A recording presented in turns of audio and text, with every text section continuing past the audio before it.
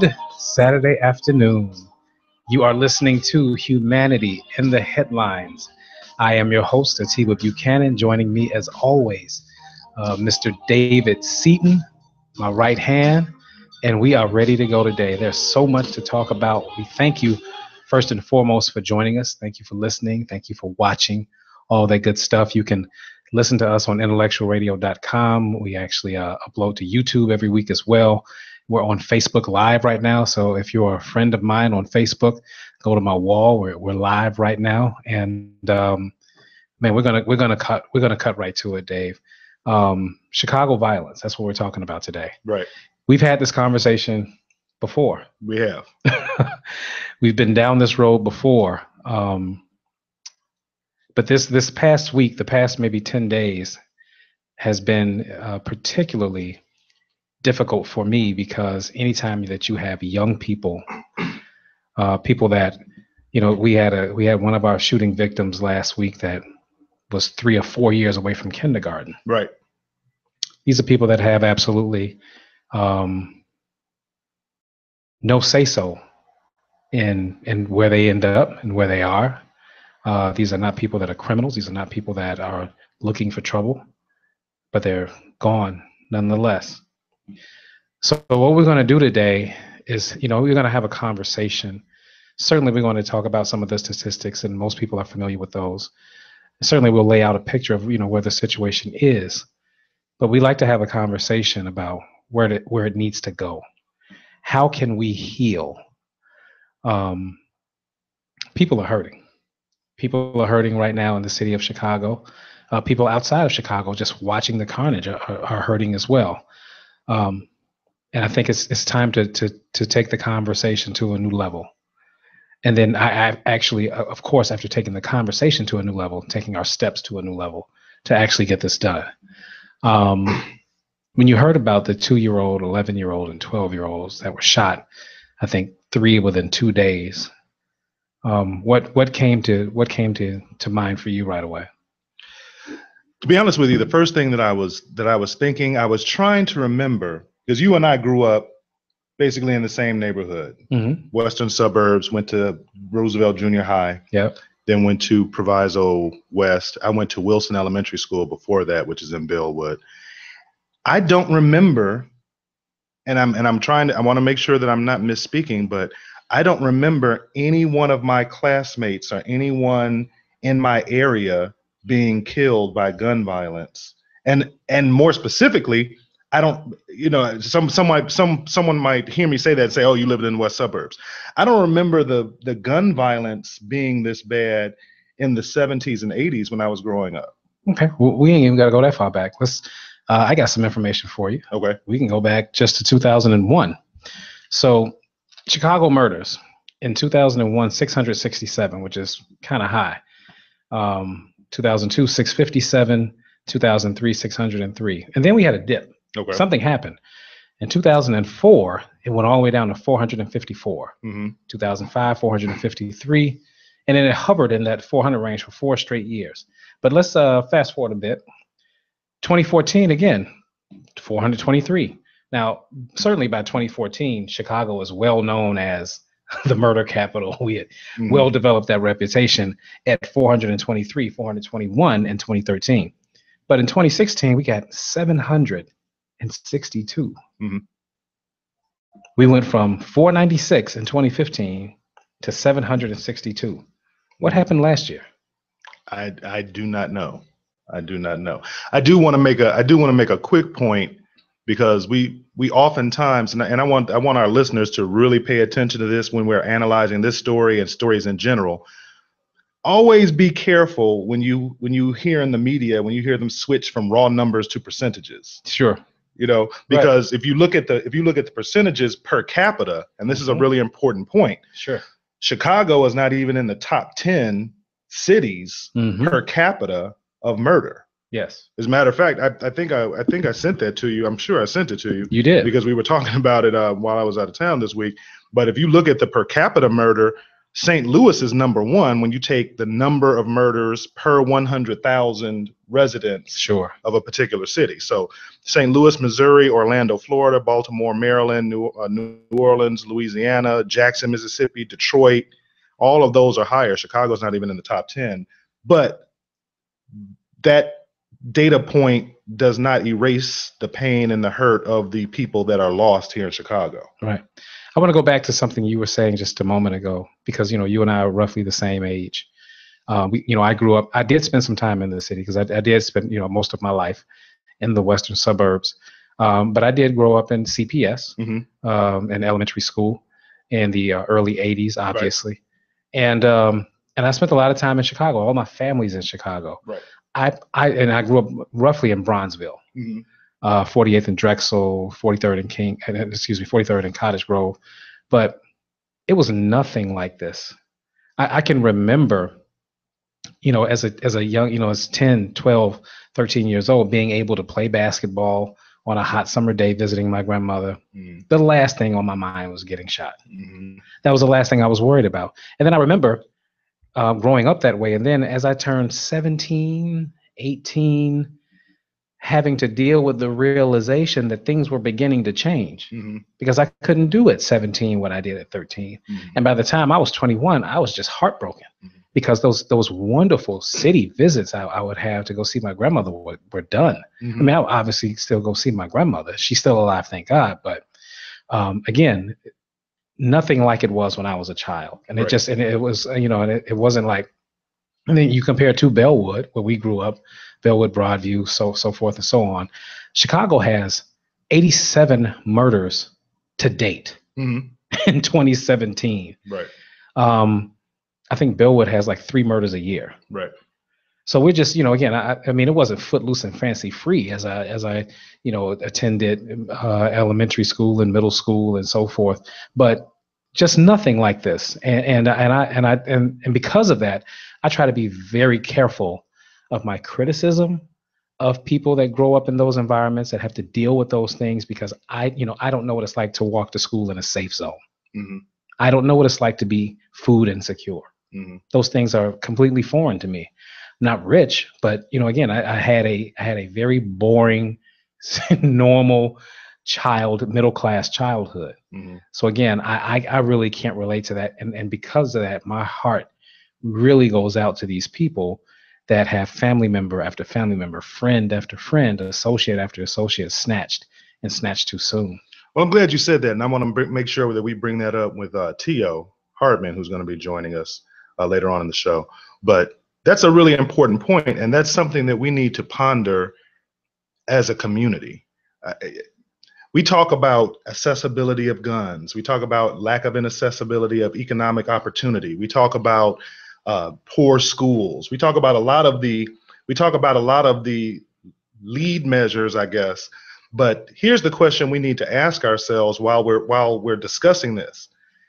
Does lack of economic opportunity or lack of economic accessibility give one the excuse for immoral behavior? Does being poor automatically mean that you have a higher predisposition towards violence? That's a question that we need to ask ourselves as an African American community, because we can talk about bringing jobs back into the city. We can talk about economic revitalization. We can talk about housing. We can talk about all of those things that are to a large degree outside of our control.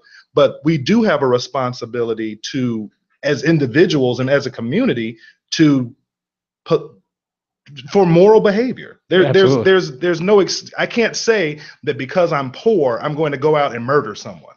Absolutely. And see, here's what I want to do. I'm glad you brought that up. So in having this discussion, oftentimes where people fall off, for lack of a better description, is people like to have zero-sum arguments. It's either all this or it's all that. It's either all personal accountability or it's all institutional racism, or you know what I mean? So there is middle ground in both of those areas. So I just like to throw that out there as we begin to kind of dissect this and unpack this a little bit. Right. Again, you and I have had these discussions. Right. And quick shout out to Ms. Harris Hawkins. She says, what's an immediate solution so that no more have to die in the meantime? Wow. I think that's the $64,000 question. I got a solution. Oh my goodness. Let's hear it, bro. I got a solution. Let's hear it. The one story that we covered this week that you actually sent to me, 26-year-old man charged in shooting that killed 2 people, including a toddler in the North Lawndale neighborhood this weekend, blah, blah, blah. But when you go through the story, when I was reading the story and I read about it, said that Swan had a prior criminal history and has been arrested 9 times previously for armed robbery, illegal gun charges, and narcotics possession, police said. So he's been arrested and charged with these. So then my wheels got to turning. I said, okay, armed robbery. So I looked that up. Armed robbery is a class 10 felony. Sure. The only felony that is ranked higher in the state of Illinois is first-degree murder. Mm-hmm. The mandatory sentence for this is 6 to 30 years in the state of Illinois. This dude is 26. What was he doing back out on the street? Right. I mean, that's the answer.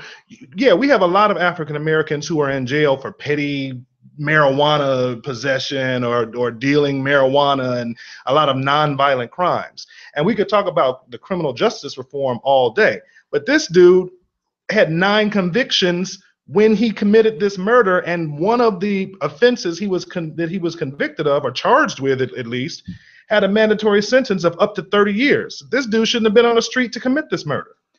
I would have to agree with you there.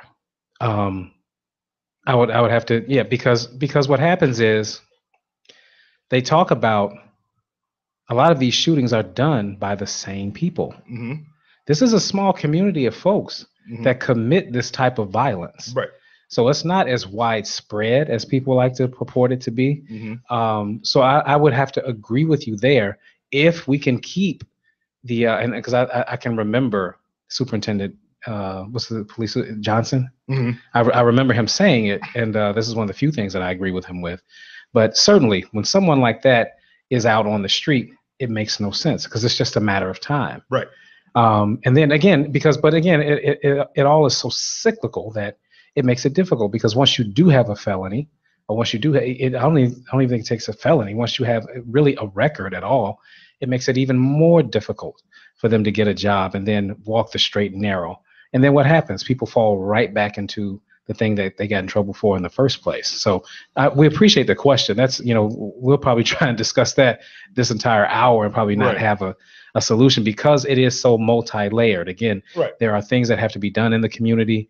There are things, like you say, that are within our control, things that are not within our control. Right. And all those things have to be addressed. And you bring up a good point because what you're talking about recidivism. You're talking about the percentage of someone going out and recommitting a crime. Yep. But again, this guy is 26 years old and already had 9 charges of fairly violent offenses. Nature, yeah.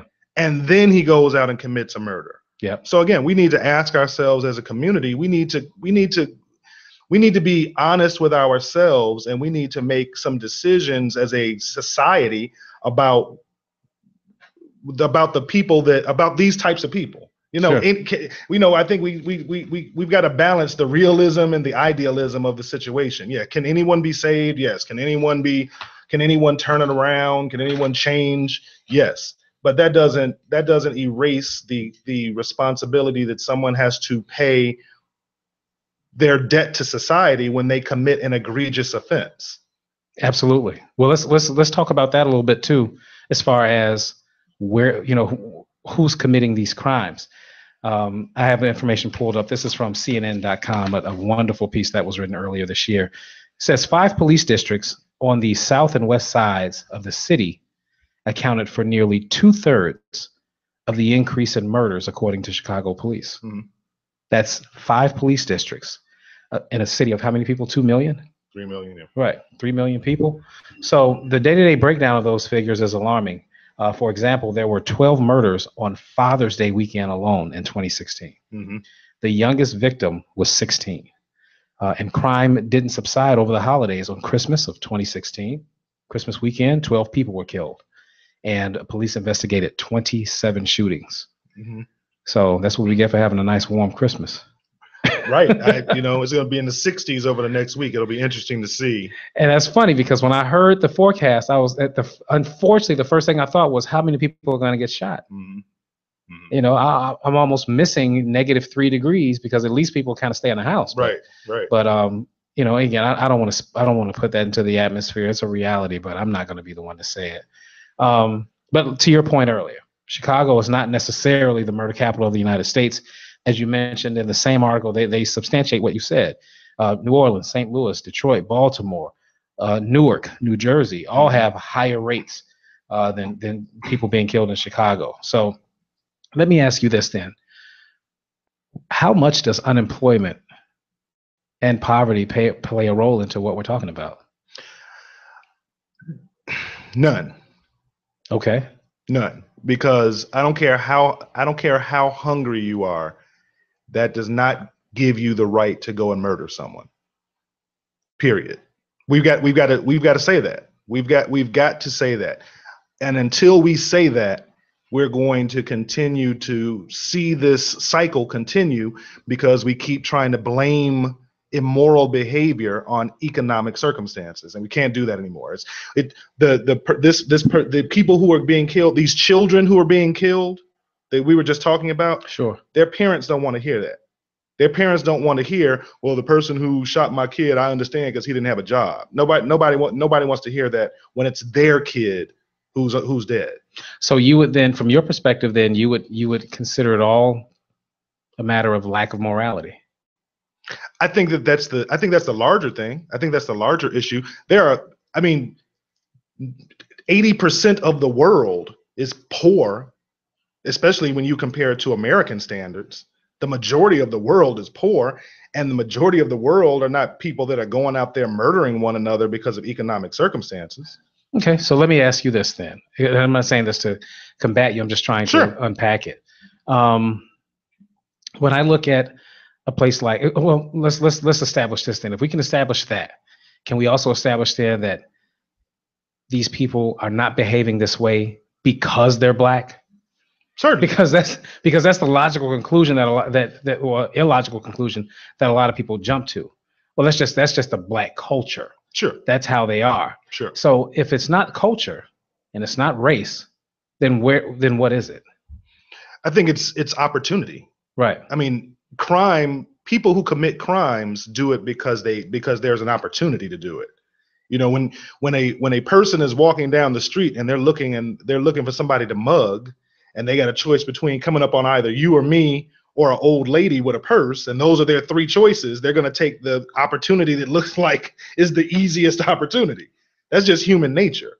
So again, I think it's an opportunity. Now, what I will say about your earlier question, as far as economic conditions are concerned, there is a correlation between economic or lack of economic opportunity and perhaps immoral behavior, but they're not causal. And that's where we sometimes mess up when we mix up correlation and causality. Sure. Mm-hmm. Because I'm poor, that I might have a higher propensity to commit an illegal act does not mean that there's causality there.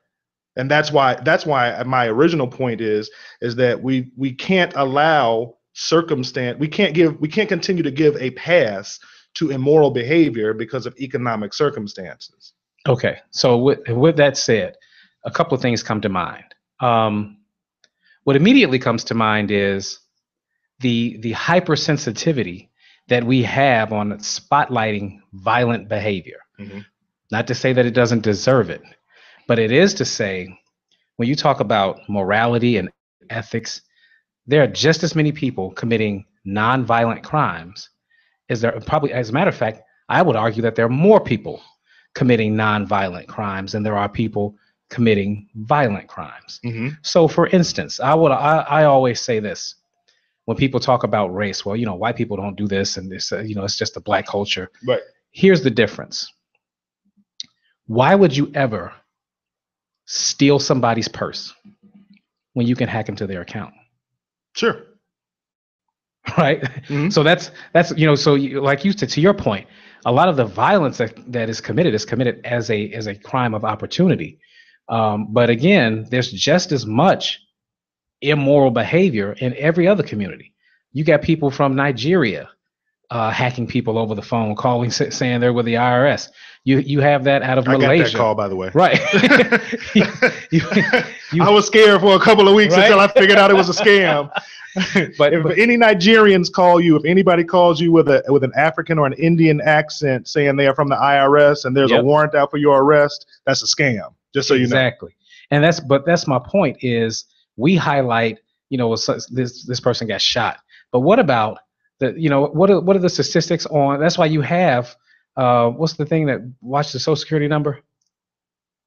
The system that will tell you if the life alert or whatever the alert is called. Okay. They have that because literally like every 3 seconds someone is getting their information hacked and stolen. Right. And is that crime any less immoral than shooting someone? I mean, you could have that argument. Yes.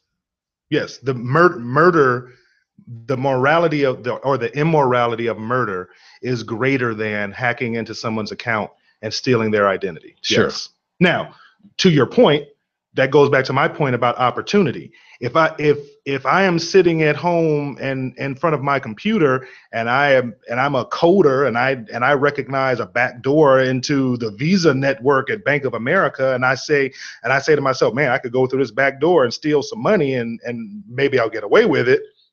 We're not talking about people making bad choices. We're talking about murder. We're talking about loss of life. I think that's a higher level. Sure. When we're talking about the immoral, and thus you get a higher sentence if you're caught doing it. True. So well, the harshest sentences out there are from robbing banks. Right. You rob a bank, you get 30 years. You kill somebody, you might be out in 10. Right, you might be out in 5. Right. So well, here let's get back to the gun problem here. Again, from the same article from CNN, it says a lot of homicides in Chicago are gun-related. In 2016, there were actually 3,550 shooting incidents and 4,331 shooting victims, according to Chicago police. Now, Chicago has the strictest gun laws. Doesn't seem to help, though, does it? Well, no. Whenever you have a prohibition, you create a black or a gray market. And, because, again, while I am in favor of stricter gun laws, it's always confused me when I see on the news, they'll talk about some teenager that goes out, someone under the age of 21 who goes out and commits a gun crime with a handgun. And then they use that to say we need to make tougher gun laws. But in the state of Illinois, you have to be 21 years old to buy a handgun. Right. So if you make stricter gun laws for legal individuals to obtain firearms based on the offenses committed for someone under the age of 21, that's counterintuitive. You're punishing potentially legal gun owners or would-be gun owners for an offense of someone who should never have had the gun in the first place. Well said. So then, but again, that leaves us in the same spot. So if it's not a gun law issue, then what is the issue? And how do we solve it? Well, again, it's a black market issue. Right. I mean, these teenagers who have handguns in the inner city and the places that we're talking about, most of the time we're talking about people who are under the age of 21. Most of the time. Certainly. Yep. And if we're talking about people who are under the age of 21, you cannot legally buy. The only way someone under 21 has a gun is if they obtained it illegally. Either somebody had to give it to them. Shot the 2-year-old. Right. Because he has a record. There's no way he could have gotten it. Exactly. Right. Exactly. So for him to get a gun, he had to either buy it on the black market or someone had to give him the gun. In either case, I don't know that a gun law would have prevented that from happening, which goes back to my original point that we have to address the moral issue as opposed to the legal issue. So what do you think then of Superintendent Johnson's statement when he said the violence in 2016 was driven by emboldened offenders who acted without a fear of penalty from the criminal justice system? That's my point. That's what I just said. This guy Swan committed 9. I'm sorry, was it 9? He had 9 previous convictions, and he was on the street. One of the acts that he committed had up to a 30-year sentence. This dude is 26 years old. So let's assume he got the 6 years. That means that he committed armed robbery when he was 20 years old, and he was given the minimum of 6 years. And so again, that goes back to my other point. If he committed an offense with a gun, with a handgun that gave him 6 years, that means he was 20 years old. He shouldn't have legally been able to have a firearm.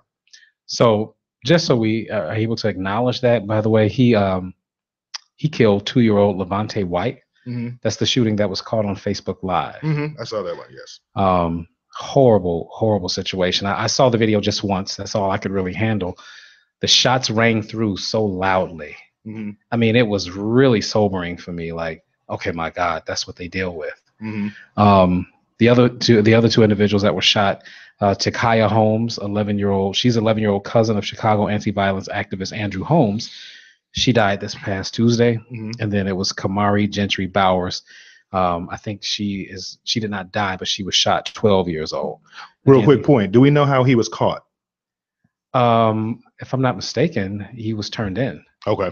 Yeah, because 2 of the shooters were arrested this week, and they were both turned in by the community, which is a really, really bright spot, because people say all the time, well, if they would just stop the no snitch thing, and that's real. No, that is real. That's real, and it's also a two-way street. That's real. I mean, because in the last few years, I was at a relative's house on the west side, and it was like 2:00 in the morning. Someone got murdered on her block, and then a couple of weeks ago, right after the Super Bowl, at my cousin's house on the west side, someone got shot right across the street from him on his block.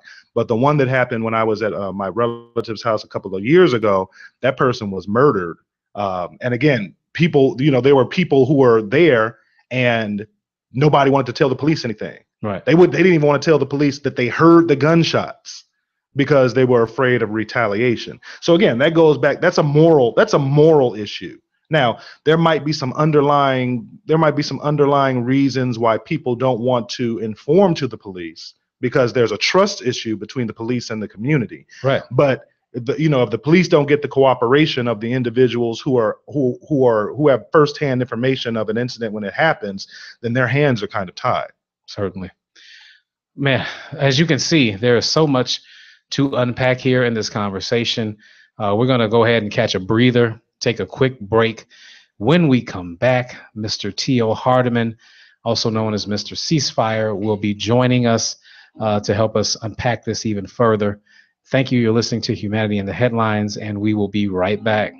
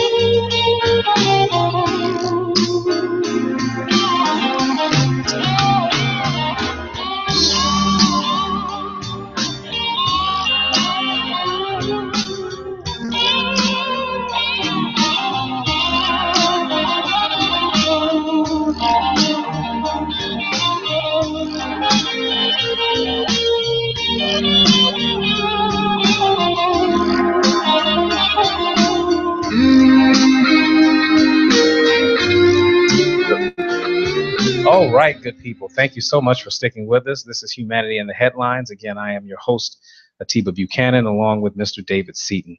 And joining us right now as we discuss Healing Chicago, we have Mr. T.O. Hardiman, also known as Mr. Ceasefire.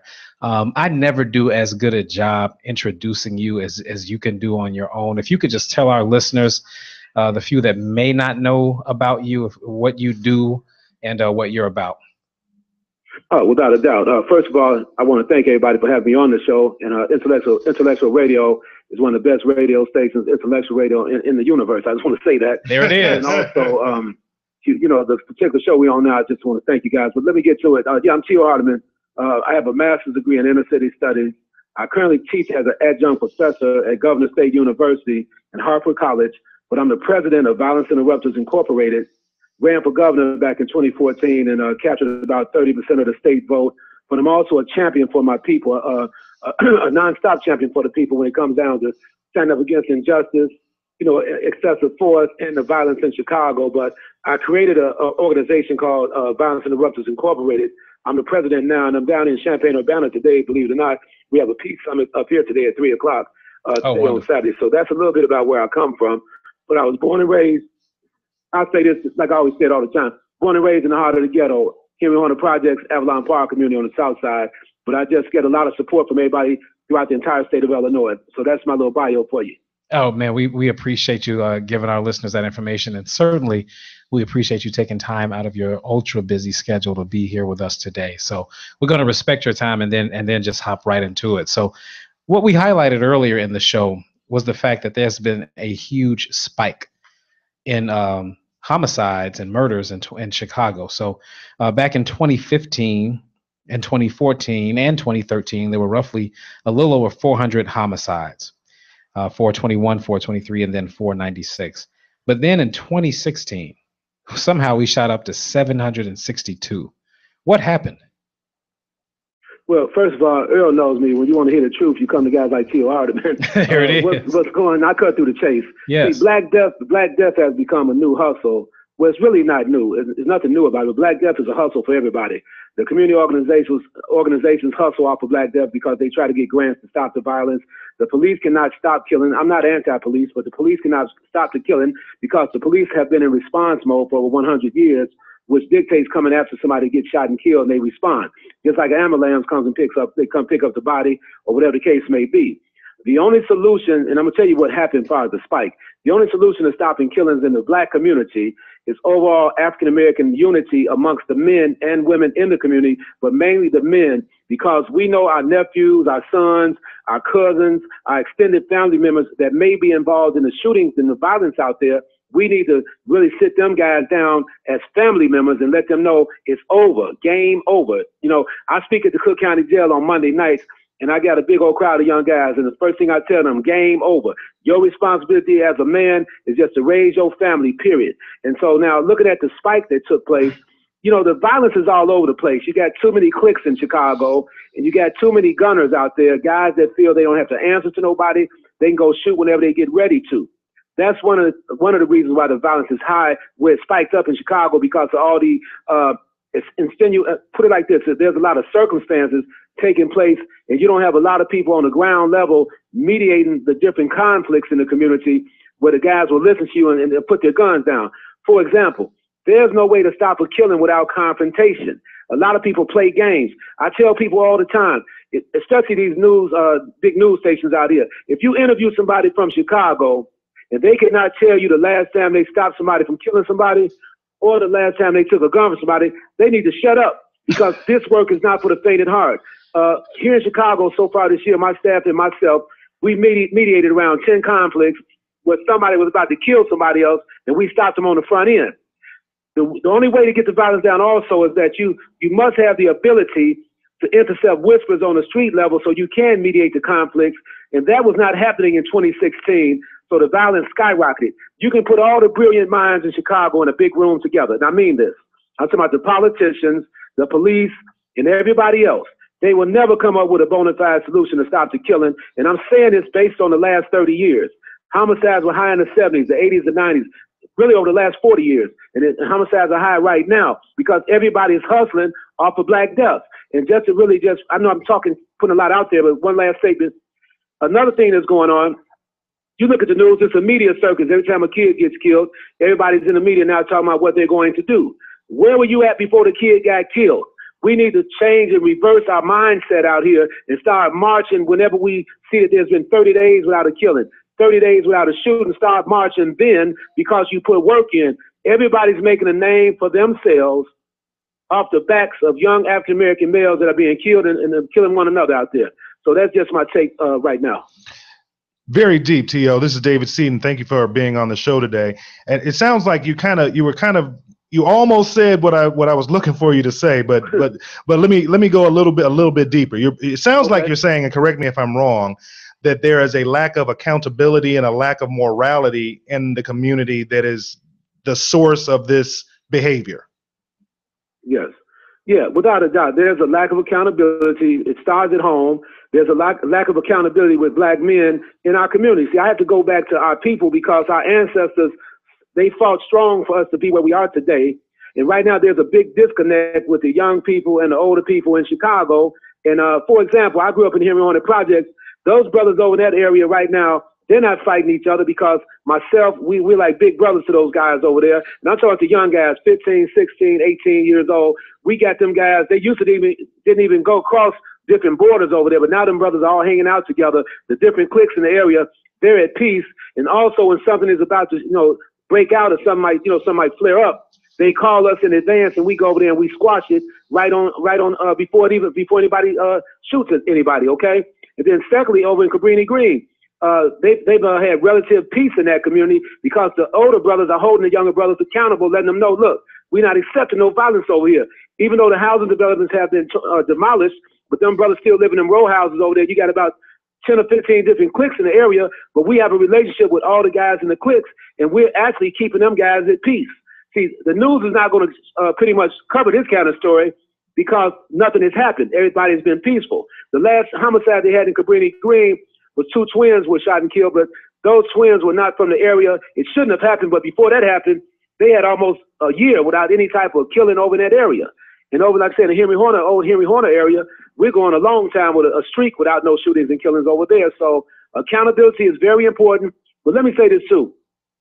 Stopping the killing is not based on no grant or no program. A lot of people just, like I say, they show up when people get killed because they want to get $1 million for their program and talk about what they're going to do.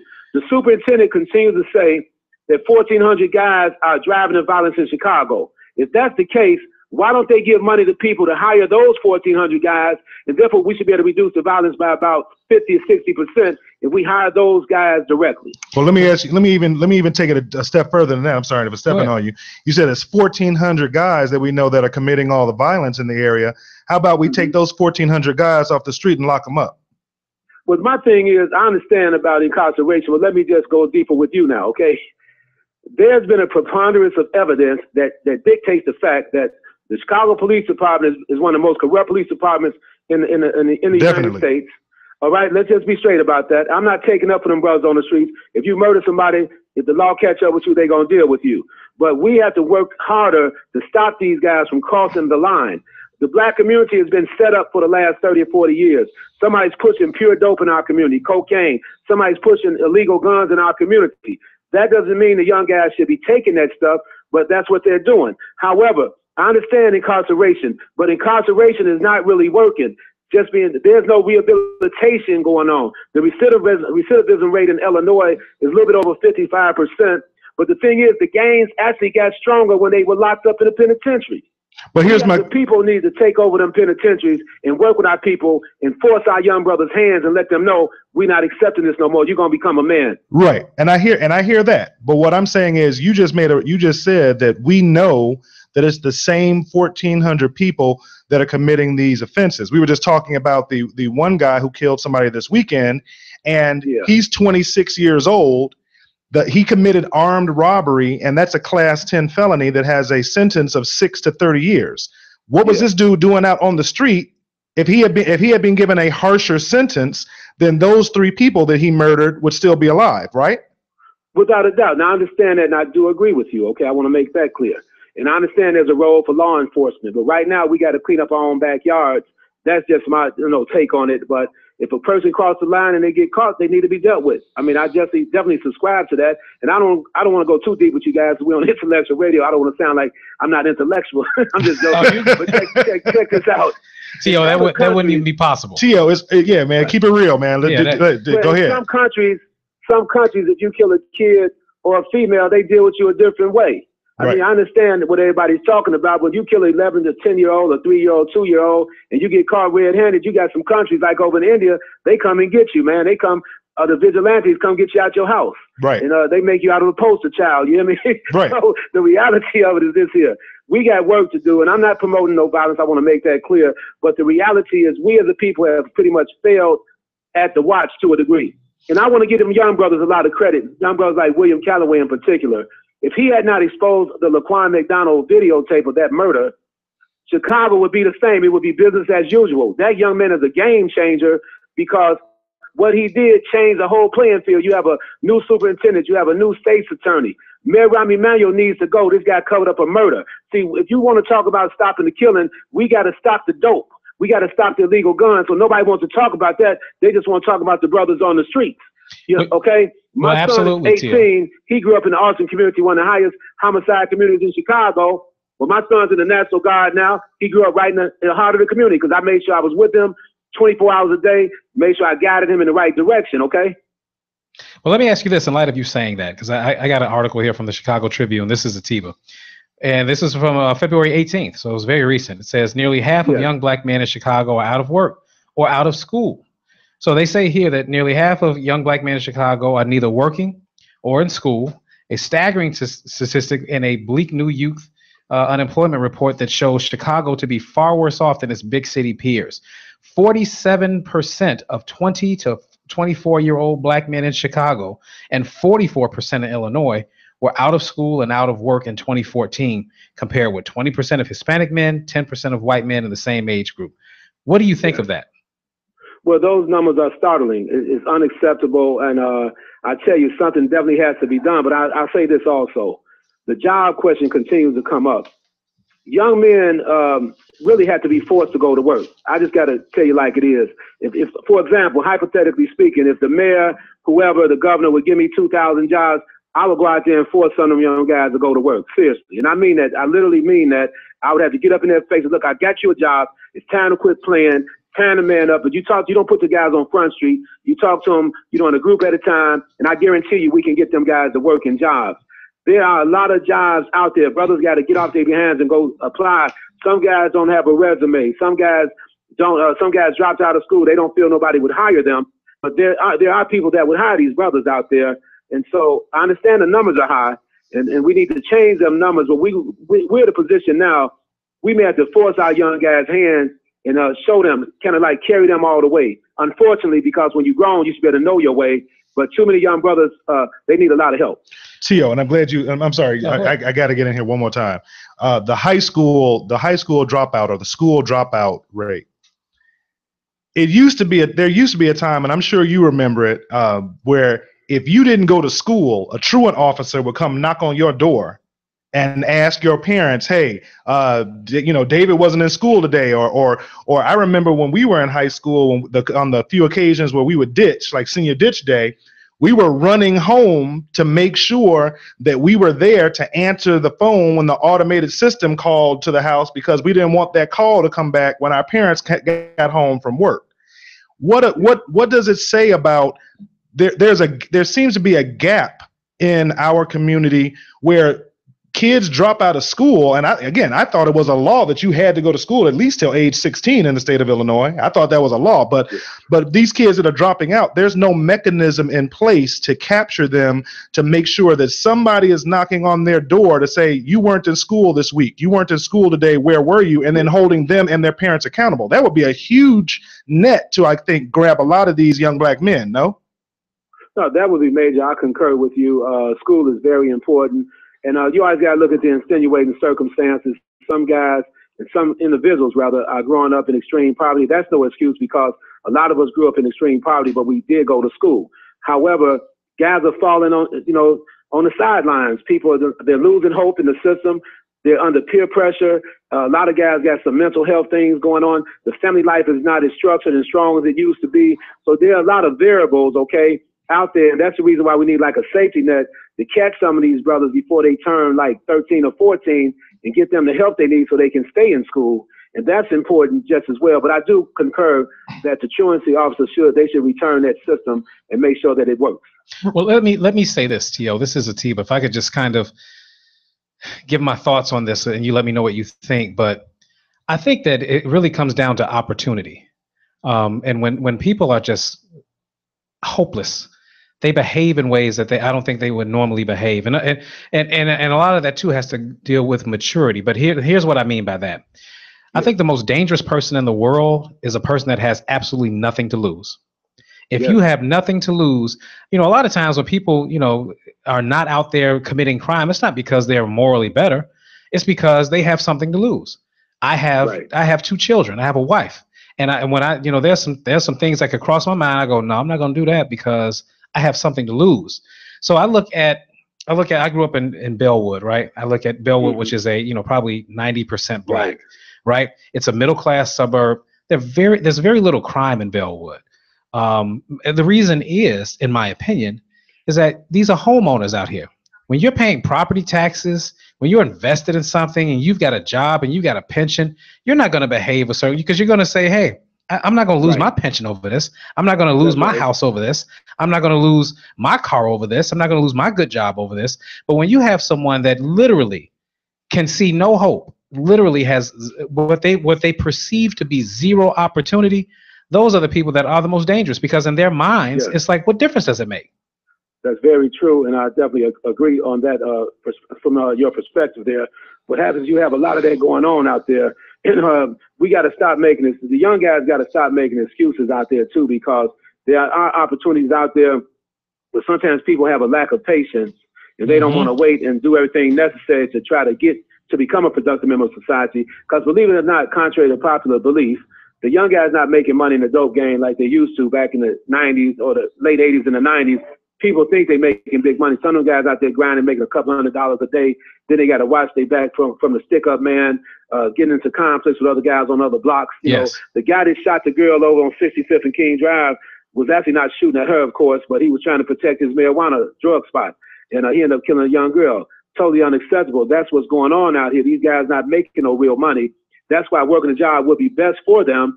But we need to identify the kind of jobs for them that might be tailor-made for this particular population. And I hear you on that, T.O., but here's the thing that I hear you saying. When you say that if the mayor gave you 2,000 jobs tomorrow, how you would go out here and you would find 2,000 brothers to give them those jobs, but you would make them go to work. If you have to make someone go to work, that means that they haven't learned, kind of like what Atiba was saying, they haven't learned accountability. And that's why I'm saying that the first accountability that we learn in the United States today, the first accountability that most of us learn is that you have to get up, get dressed, and go to school. Whether you like it or not, Monday through Friday, you have to go to school. And if we have all of these kids who drop out of school in the 6th, 7th, and 8th grades, they haven't, and then they're preteens or they're in their early teenage years, they haven't learned that first life lesson of accountability that would give them the discipline to go to a job, or to your point, Atiba, to pay their taxes, or to not make immoral or poor choices, because they realize that they are accountable to the lifestyle that they have, be it marriage, children, parenthood, job, whatever. But I think that going to school is the first accountability that we learn in life. Yeah. And the thing about it, when I made the comment, is make them go to work, it's a lot more to it as well. See, I'm really speaking on behalf of the fact that I know a lot of these young guys in Chicago, and they accept certain guys that can kind of deal with them a certain way. You're dealing with hardcore individuals. When I say 2,000 guys, but they said, the superintendent says 1,400 guys are driving the violence. So I would have to go talk to them and really join their world, then bring them into my world. And that's going to take a lot of profanity. It's going to take a lot of big brotherism, so to speak. Right. And, you got to meet them where they are. And then eventually they'll come on board. So it's not like you just forcing them, but they have to have respect for you to say, you know what, my man T.O. making a valid point here. I'm about to man up and do what this brother's asking me to do. He's been around me. He can saved a few lives around me. I need to speak. I need to support that brother and support my family at the same time.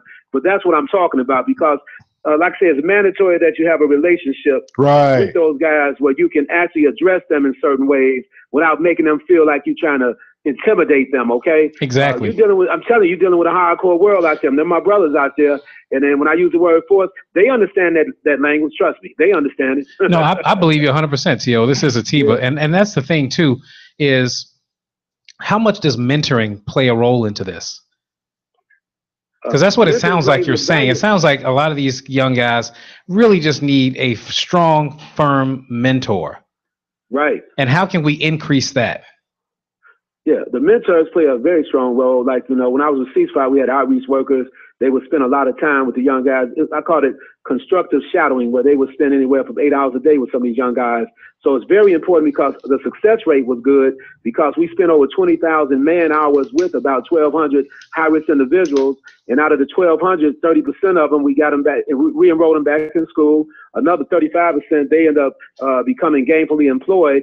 And another 20%, we basically work with them with social services because they were not ready to go to work, but we began to train them. They became part of job training programs. So mentorship is so important. I mean, that's number one on the list. These brothers out, see, the reason guys are going to the streets, some of them don't have that big brother. Some of them don't have that father. They say about 70% of the families don't even have fathers in the household. So these brothers need the guidance.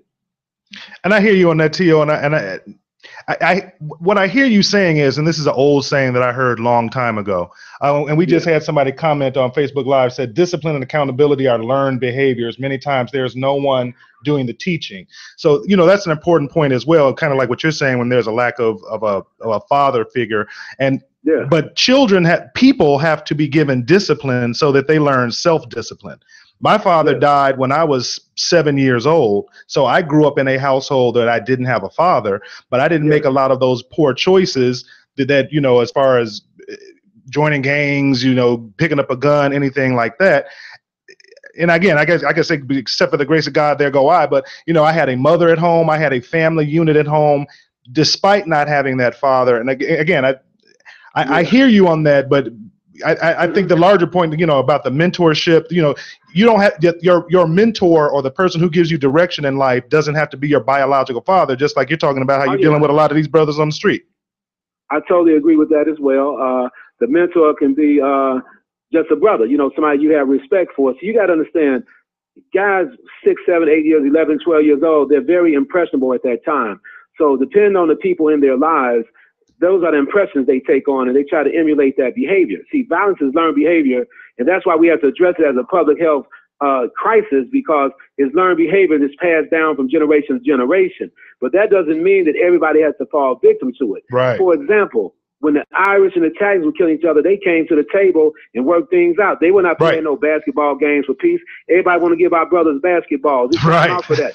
These brothers need some, you know what I mean? They need some structure, some discipline. They're crying out for discipline. See, the gangs suppose they'd offered them discipline and security, but it's a false sense of security, and there's no discipline because most of these guys don't even know how to discipline themselves. Right. Okay? Right. So they think if they go kill somebody, that's discipline. He got out of order. I'm going to show you what it's going to take to get people in order.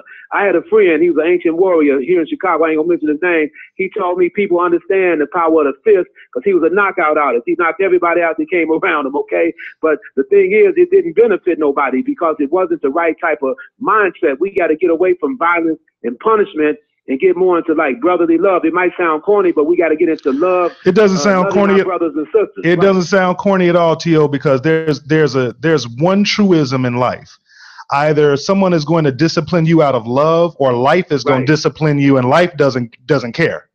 Life doesn't care when they discipline you. When you out there and you do something wrong, life will throw you in jail and throw away the key. So you're going to get disciplined one way or the other. Right, and that's what I'm talking about. So we're all on the same page. This has been a great conversation. I hope I'm coming across clear because I'm on my cell phone. Oh man, you're coming through just fine, man. The information is as always is absolutely amazing. So we got a lot of comments on Facebook Live. So we appreciate you, those of you watching us on Facebook Live, and they're eating it up, T.O. Yeah, right on. Those are my people out there. We all in the universe together. I'm a solid champion for the people. I don't play games. I haven't compromised my values. I'm still outspoken. Our ancestors fought so we didn't have to bow down to nobody. I'm not your typical yes man. I refuse to do it. It's not in my constitution, bro. Right. Well, T.O., that's where we're going to end it. I like where you went with that, and right before that, because that's really what it's about, is love. And I think that's the one thing. We can dissect and we can criticize and we can do whatever, but at the end of the day, we're going to have to love ourselves out of this situation. We're not going to put ourselves, it's not going to be a matter of jail or police officers, or those things play a part. but we're going to have to, as a community, love ourselves out of this situation. And we just have to figure out what that looks like. Okay.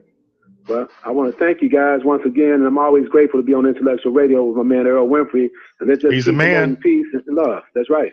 Absolutely, man. We thank you so much again for taking time out of your busy schedule, man. And of course, man, we thank you for being on Humanity and the Headlines, man. We look forward to having you back. Okay, likewise. All right, man. All right, guys. Easy. Take care. Yep. So, what a show. Yeah, that was deep. You went Marvin Gaye on them and say we got to love ourselves out of this situation. I firmly believe that. Again, I like because you kind of put that seed in my head though, because I love my children, but I love them enough to discipline them. Mm-hmm. Nothing hurts me more as a father, especially I love my little girl. Mm-hmm. That's my baby, but I will let her know when she's wrong, and for her benefit. Right, and I have someone that I'm really close to. And I won't say that individual's name, but I have somebody who I'm really close to. He is 50 years old and he is drowning in life right now. And everybody around him thinks that by making it easy for him, that's a demonstration of love. But This dude is 50 years old and he lacks the most basic